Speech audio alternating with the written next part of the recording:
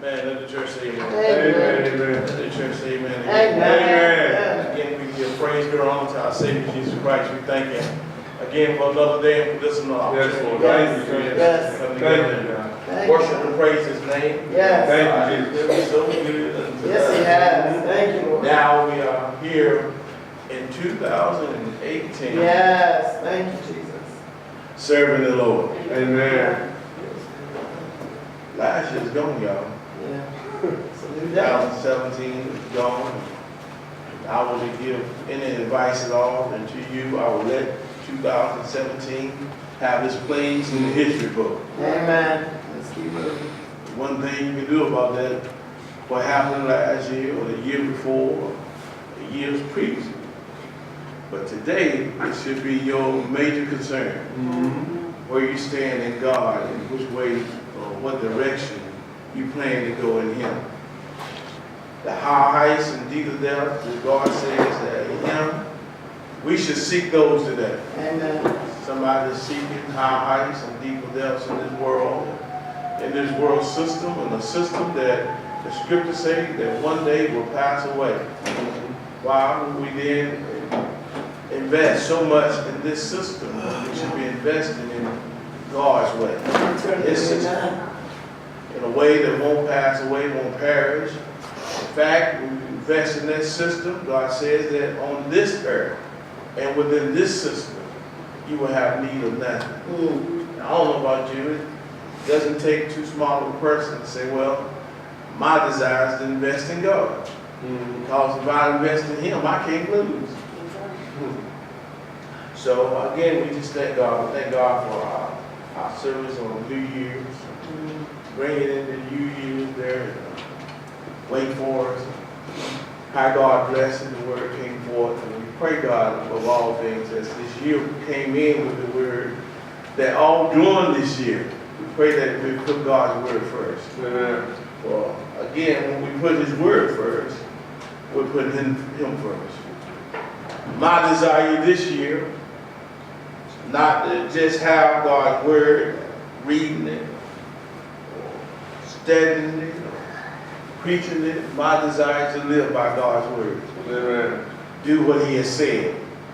And reach those high heights that the signs that God said that will follow them that will believe will be followed through me.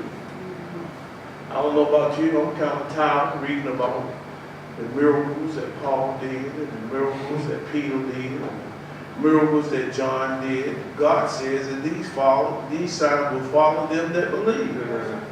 And I don't know about you, I believe. Do you believe? Amen. We believe then there should be some signs following us. These are the signs, church. We should lay hands on the sick and they recover. Drink any kind of deadly poison, you won't harm you. All these things, God said, will be signs unto you, unto the unbelievable, that God is within you. Because again, God can't do nothing or fail. He can't fail. He just cannot fail. So if God is in us, we can't fail either. Amen. That's right. Some of us, when we have failure kind of embedded in our mind. We think regardless of what we do, it don't come to that. We kind of bent on failing all the time. When God is in you, you're going to win. Not sometimes, but you're going to win every time. Every time. We're going to talk about it again. I kind of touched on this message or this word on last year. I forgot the meeting. I think it was for, forgot what it was, but it was something. But anyway, we're going to touch on it again. I'm going to ask everyone if you would turn me to the book of 1 Samuel, if you would. Yeah, chapter 22. For some reason, this thing's still on. 1 Samuel, chapter 22. We're going to begin our reading in verse 1. Let me know where everyone has it. Chapter 1. 1 Samuel, chapter 22. They don't have you stand up here beside me. No, you're not. 1 Samuel, chapter 22. We're going to begin our reading with verse 22. Everybody got it? Okay, this is how it reads. David therefore departed thence and escaped to the cave of Adullam. And when his brethren and all his father's house heard it, they went down thither to him. Everyone that was in distress, and everyone that was in debt, everyone that was discontented, gathered themselves unto him. And he became a captain over them, and there were with him about 400 men. We're going to use for a subject, assembling ourselves together. Ask everyone to be with the bow your heads and let us pray. Dear gracious Heavenly Father, God, we thank you for this day. God, we thank you for your word. And God, we thank you for the reading of your word. Now, God, as your word has gone forth, we ask for understanding of it. God, you took your disciples on high, you opened up their understanding, and then you sent them all. And they received your spirit and went out preaching the word. God, use me as your instrument, God, to go forth before your children, God, that I might not premeditate on the things I might say, but in this moment, God, I ask that you will speak through me. Use me as your instrument, God, to declare your word and the understanding thereof. You know, I'll be faithful to give you your word, or your name, the praise and all the glory. In Jesus' name, amen. Assembling ourselves together is kind of difficult for us to get anything accomplished if we assemble ourselves together, we're not on one accord. Amen. We got to be on one accord. Amen.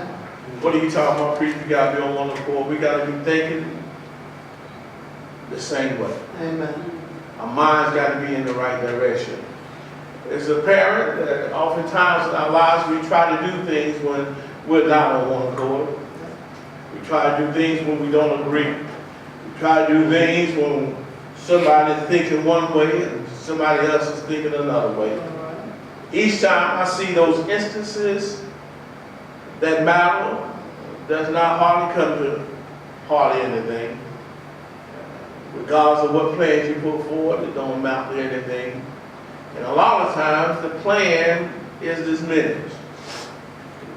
You just drop it and say, we just can't do it. Can't do it because you are not on one accord. You're not thinking the same way. Here in this instance here, to get some kind of background of what's happening with David, David is on the run. He is fleeing from the king. The king is out to kill him. Why? For doing good. Oh, you mean to tell me the king is trying to kill you for doing something good? Yes, this world will kill you for thinking that they're doing God a favor for what? Doing good. Thank you, God. Remember the story? David killed Goliath. We know the story. Nobody else wanted to face the giant, but David, because of his faith in God, said, I'll do it. King Saul wanted to give him his armament and the things of his tools of how he fought, but David said, no. I fought the bear and I fought the lion with this, and I go out against the giant with this. Amen. Because the same God that delivered me from Goliath would be able to deliver me from this giant. He didn't need no help. Did he didn't ask his brothers to go out and help him flee Goliath. All he said that he held enough with him to slay the giant, because if God was with him against the bear and the lion, then God will be with him against Goliath. Amen. We know the story. The brothers was all scared and hiding out behind rocks, but when David killed Goliath, the scripture said they came from behind the rocks and went against the Philistines and they slew them. Amen. Because it just encouraged their faith. They said, if this lad, this little dude, can go up against Goliath and kill him, certainly that we can fight against these Philistines and win too. Now, what are you talking about, preacher? That by your faith, by your encouragement in God, and how God has brought you through, is encouraging somebody else.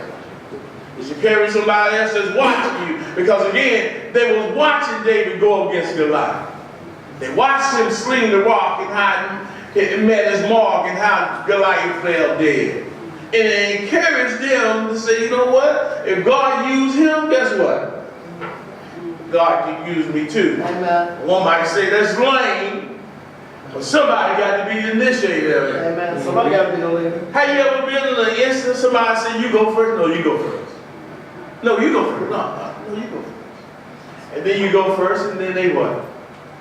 They come up behind you. That's sort of how faith works in us. Somebody, in other words, got to be the initiator of it. Now, the story goes on. Saul had a bad spirit. We know about that when he had a bad spirit, that he was a terrible king. He had a bad spirit because his heart wasn't right and wasn't fixed on God. He had too much faith in himself. Some of us, we got too much faith in ourselves. And oftentimes when we have a lot of faith in ourselves, we inhabit, or a bad spirit inhabits us. Have you ever woke up in a bad mood? You just bad for no reason at all. Somebody trying to do good to you, but you what? You just evil. You just in a bad mood. That's not good.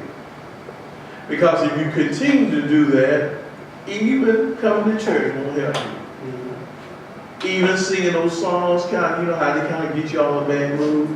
If you continue to harbor that bad spirit, sooner or later, that's not going to work. Saul had bad spirit, and the scripture said that each time the day would come and play his harp, it calmed the spirit. Saul loved it. He loved that moment when he was in a calm spirit, when that bad spirit won't have it his way.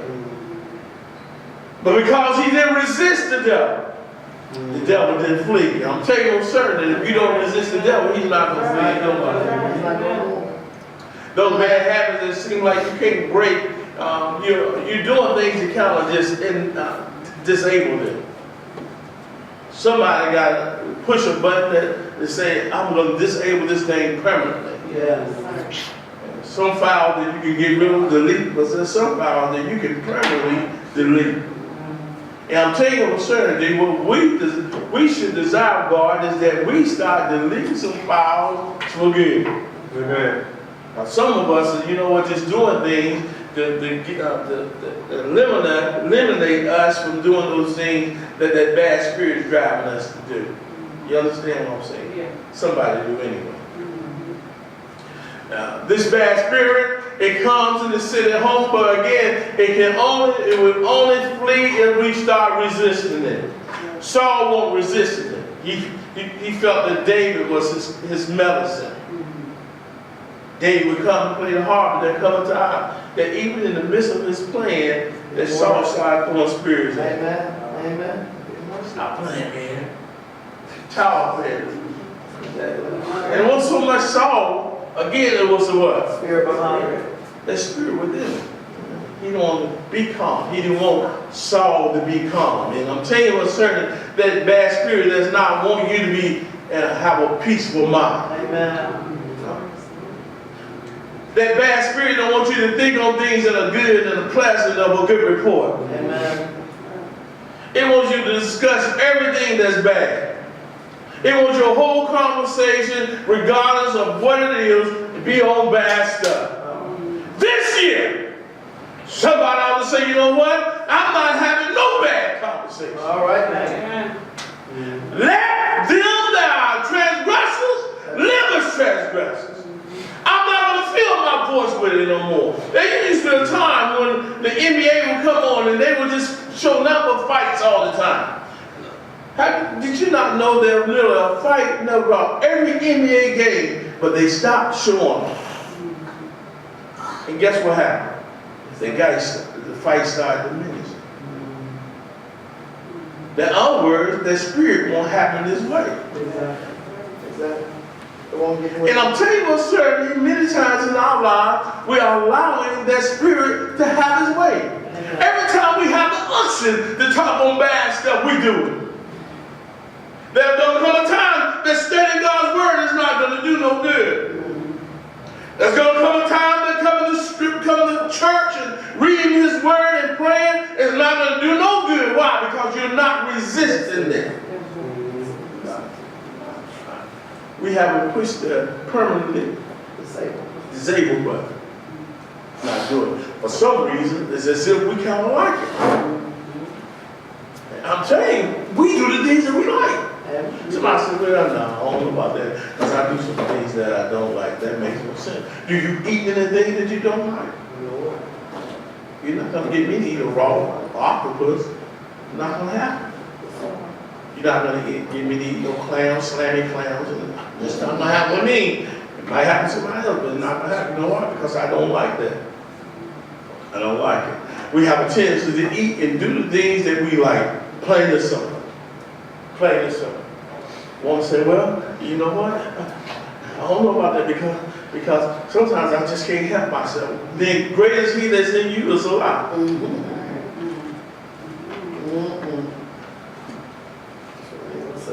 Pretty quiet, baby.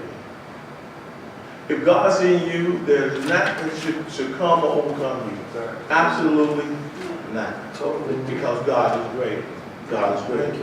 This is plain thing what's happening with Saul. He was allowing that spirit to rule him. To a point that even listening to gospel music or being around godly people like David were doing him what?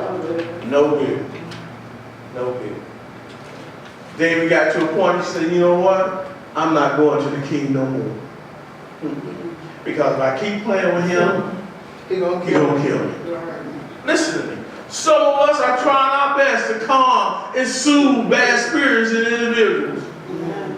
I'm telling you. Some of us are saying, you know what? My presence around them, I can just tell. They just in a different mood while they're around me. But I'm telling you for certain that one day, if you watch yourself, they are going to kill you.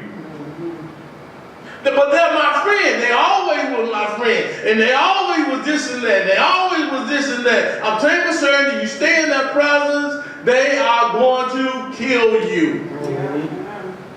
Because again, it's the spirit that's trying to disable you from doing God's will.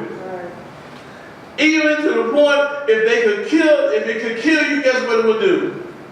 It would do it. How do you do it, preacher? Sometimes it kills you by giving you a bad name. When you're in the midst of them, you're just like them. So now when you adopt that name, you can do little in the ministry. Mission accomplished. When you're around them, everybody associate you with them. Well, I'm a Christian, no, but I thought I saw you with one God. And you stay with them. That means association, kinship. That's the way it is.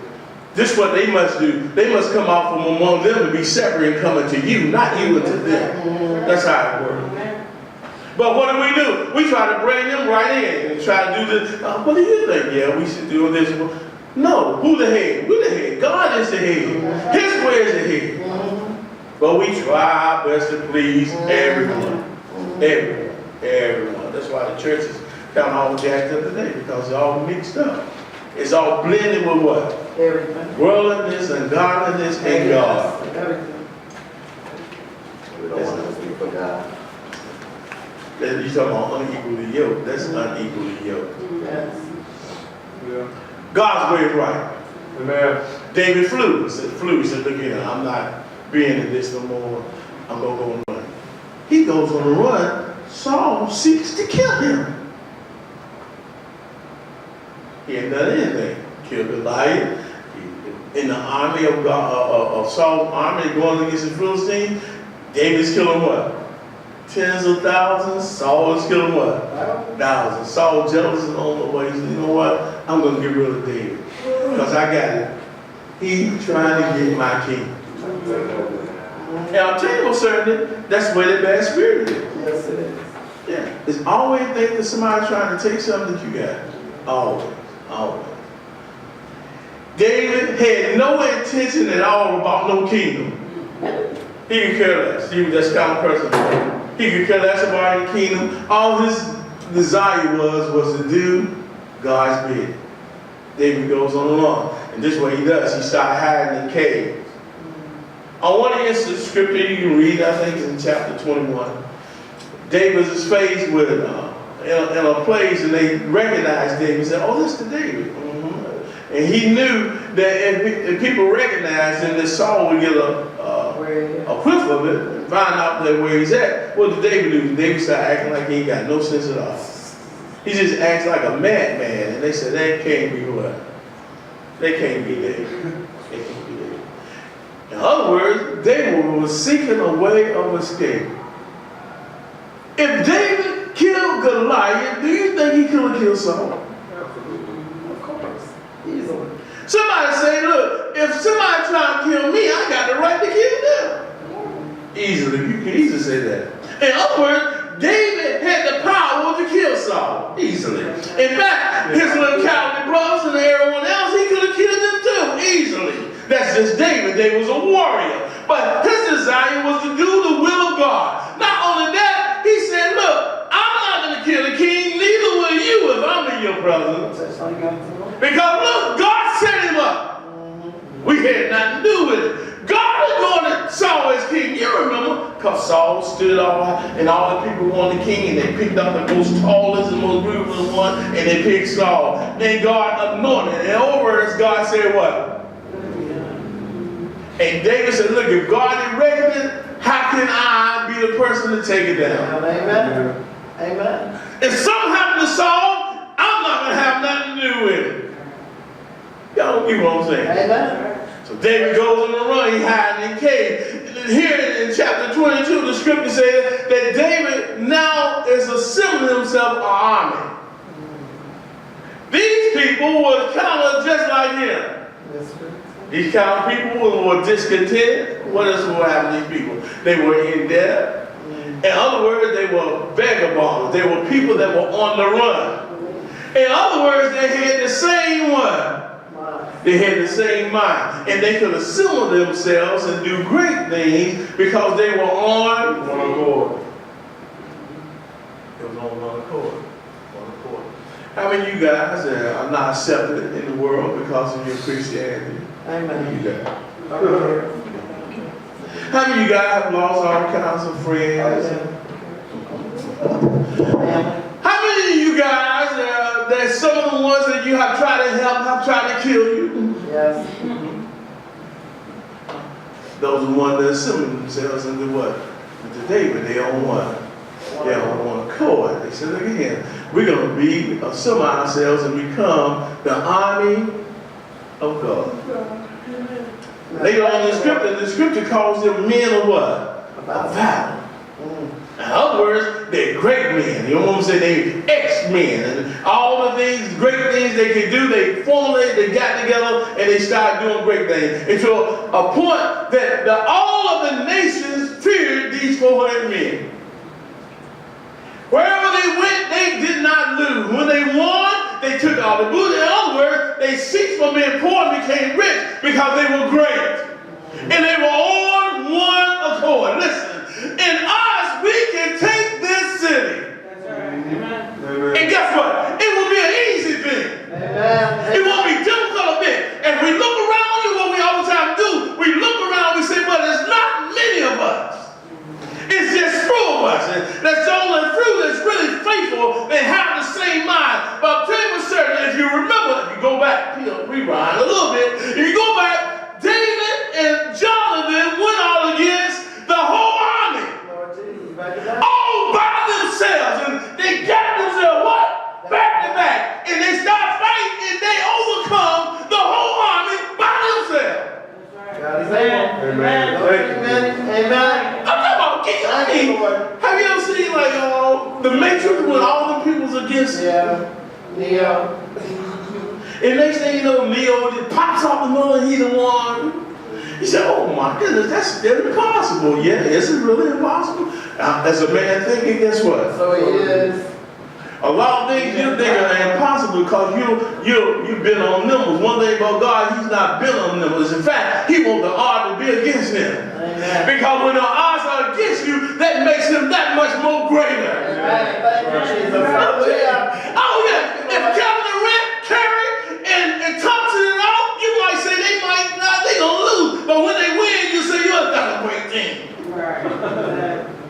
Because the odds are what? Anytime anytime the odds are against you, you say what? It's great. And this is what God does. He makes certain that the odds are against him. Amen. Thank you, Lord. And someone might declare that God is great. And beyond him, there's none greater. And David knew this. In other words, David knew the formula. What are you talking about, preaching? So when you are in a situation when the odds are against you, all you said, this is an opportunity for my God. Amen. Amen. Thank you, Lord. To prove himself what? Great. To be great. Yes. Great God. So we got to come on one accord. And you know what? We ought to stop looking for the numbers so much. Amen. Because in us, the more the numbers, it makes the lesser the greaterness of God. Right. That's just where it is. So when it's just a small number, we say, oh, it's going to be great. We're going to do some great things because you know what? It's only what? A few of us, especially when we go on and take this city. Amen. It's going to be them same